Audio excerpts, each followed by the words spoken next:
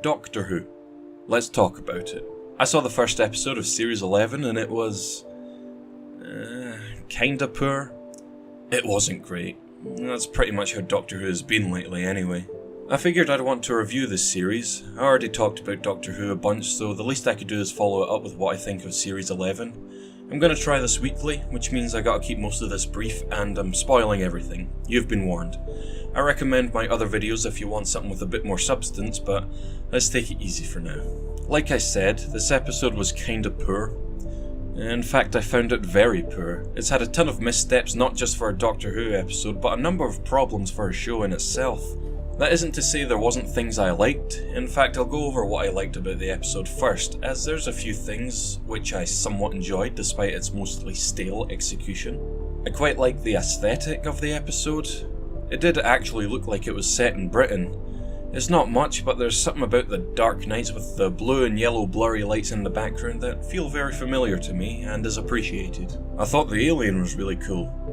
At least until he took off the mask, which made him kinda lame once you find out what he does. Overall though, he had a threatening presence to him and did some cool stuff. It's the kind of thing I like to see in a Doctor Who villain. Out of all the characters introduced, I think Bradley Walsh's character Graham is the most interesting and has the most potential to grow and develop as a character.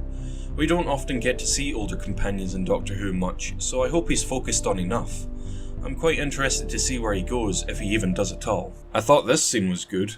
Actually, I don't want answers. I just want to get to work and forget all about this. If that's all right with everyone. Even if it isn't. Thank you. Would you like me to? No, thank you. I just want to be on my own. I'll walk. I need the air. And I'm with him. We don't get aliens in Sheffield. I had a nice chuckle at the fact that this guy didn't want anything to do with what happened and just wants to get to work. That doesn't happen often in Doctor Who. Everyone's usually strapped in with the Doctor and whatever happened, so it was nice to see this actually happen for once. I know there was a reason for the scene to exist, and I probably would have liked it more if that guy had never shown up again, but it was a fine moment for me while it lasted. I also liked the scene with the drunk guy, but in a more, what the heck is this kinda way.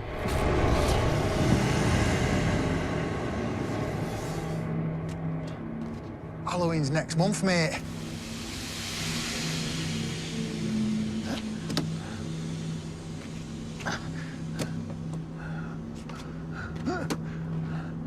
Eat my salad. Halloween. The story itself wasn't particularly bad.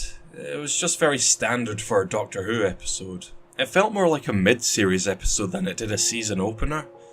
I think it would have helped the series if they had focused on making the opener bigger. I suppose that's one way of putting it. If we compare it to other series openers like, say, The Christmas Invasion or The 11th Hour, there's nothing that really makes you go, hell yeah! You know what I mean? The big moments, like the Doctor having a sword fight above London, or the Doctor driving a fire engine into a hospital. I mean, I suppose there was the Doctor jumping between the cranes in the episode, but that's kind of overshadowed by the other problems I have with the episode, which I suppose I'll go into right now. When it comes to the characters, other than the Doctor, there's only 4 major characters to take note of. There's Ryan, Yasmin, Graham, and Grace. Apart from their introductions, there isn't really anything that's making them distinct from each other. The moment the Doctor appears, their individuality seems to vanish for the majority of the episode. Most of their lines just turn into a series of questions for the Doctor to spurt out exposition. None of them really do anything that another character can't do, and you could probably swap out most of their lines between each character, and it would make a difference because all of them act pretty much the same. I'm wondering why this is. It's not like they didn't have enough time to develop each of these characters. The episode ran for a good 63 minutes, which is longer than the previous episodes. The plot isn't very complicated either. I know I said I like Graham and the potential he has, but that's only after Grace dies and you hear what he had to go through near the end of the episode that I was interested in him. And on a side note, Ryan is supposed to be 19 and Yasmin around a similar age. They don't look it, not at all. Ryan's actor looks like he's in his mid-20s and Yasmin's actor almost looks 30. Huh, what do you know, I'm right. Curious why they never got actors that looked the right age, but It's not something I'm too fussed about, just somewhat distracting for me.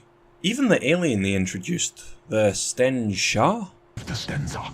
The Stenshaw? Tim Shaw. The Stenshaw? Simshaw. The Stenshaw. Tim Shaw. Simshaw. Sure, he looks and sounds cool, but I'm sure they could have easily developed him a little more. It wouldn't be too important, but it would have helped the episode along. He taunts the Doctor and his companions for having tiny minds, implying that he is a very intelligent being. Yet at the end of the day, the Doctor's just going up against another brute. They could have made him not only strong, but incredibly smart and strategic as well. That could have made for more interesting exchanges with the Doctor instead of just questions and procrastinating. And speaking of the Doctor and procrastinating, let's talk about the Doctor now. Now, I've heard a lot of people say they actually like this new Doctor. There's a lot of positivity going around Whittaker's portrayal of the Doctor, which I suppose is a good thing. People are allowed to like what they like, and I don't mind that. In fact, my own mother likes Jodie Whittaker more than Peter Capaldi, for goodness sake. So please don't take what I say to heart. I'm happy for Jodie Whittaker to be getting a more positive reception than I think most people expected.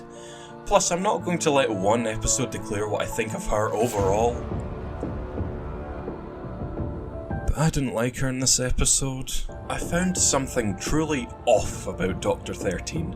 It seems very difficult trying to figure out what kind of Doctor she's trying to be. During the whole episode, she's cracking jokes that never landed once for me, and during moments where things were getting serious too.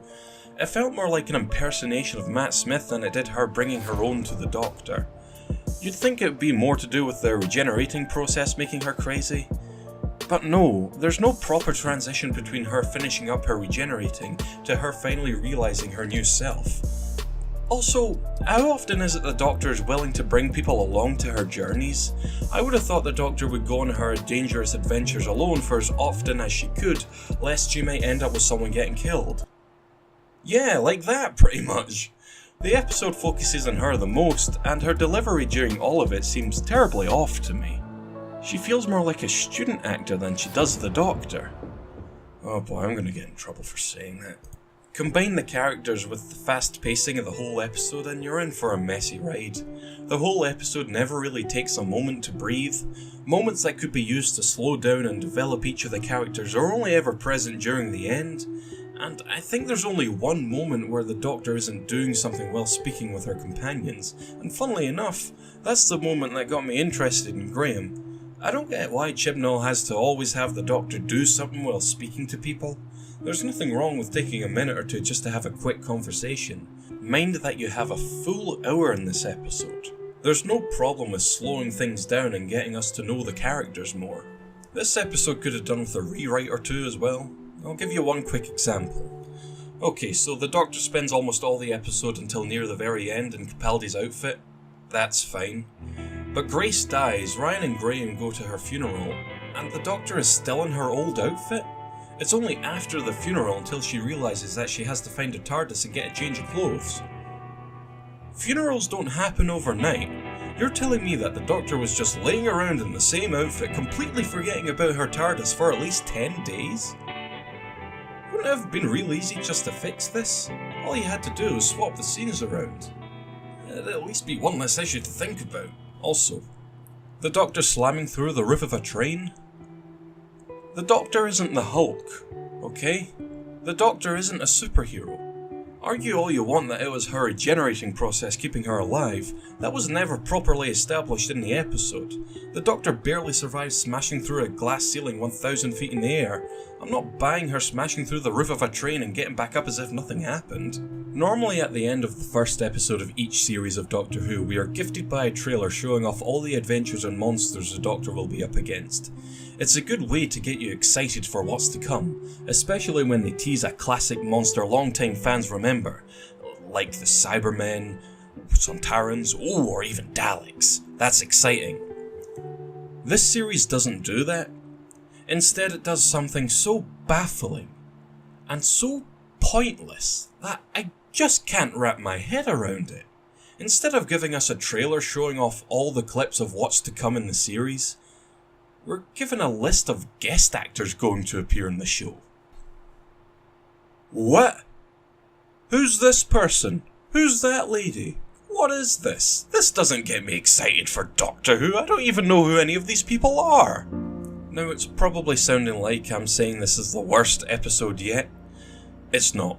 Trust me, nothing's worse than the Scribbles episode. Tell me if you've ever heard this one before.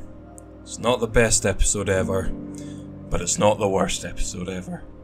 But for some reason I'm finding things in this episode that I felt like were never present in the previous episodes, not even Series 10. It feels like with just minor changes to the episode and characters, they could have turned this episode from an average one to at least a better one. Maybe it's just me. Maybe it's my withdrawal from the whole series. Yeah, it's important to mention that I've kind of not been feeling it with Doctor Who for the past 3 years actually. Let's put it this way, Series 10 didn't leave me with the most positive reaction. The 13th Doctor was announced over a year ago in mid-July 2017, it's a long time ago. I made a video discussing in detail why that wasn't a good idea, especially after coming out of Series 10, and since then, I've never heard anything positive about it. A whole year and a half of nothing but the BBC bragging about how diverse they were being. A whole year and a half of very limited information on the show, as if they were trying to hide it. Every time I heard something about Series 11, my faith in it just dwindled. Now it's here and I just feel... meh. Kinda don't want to deal with it anymore. I've kind of lost all enthusiasm with Doctor Who for the meantime. I suppose I'm just waiting for the spark to come back. The same spark I felt back in Christopher Eccleston and David Tennant's era. And even a bit of Matt Smith's era. With that said, I'm still curious to see where the series goes. I'll still watch it all when I can, and I'll still review them. Man, this is a right bummer, isn't it? Let's lighten things up a bit. My brother gave me a good idea. He said that there's not even any guarantee that all of these actors listed in the credits are going to be playing major roles. Well, if it's going to be like that, I suppose I might as well brighten things up and have some fun with it. Here's a bingo card with all the actors' names randomly placed in there. We'll count major roles as red and minor roles as blue. If we get a complete row of the same colour, we will win the bingo. If we don't, we will lose the bingo. Sound good? Sounds fun. I hope. Anyway, here's hoping that the second episode will address most of my complaints. I'll see you all later, and take care.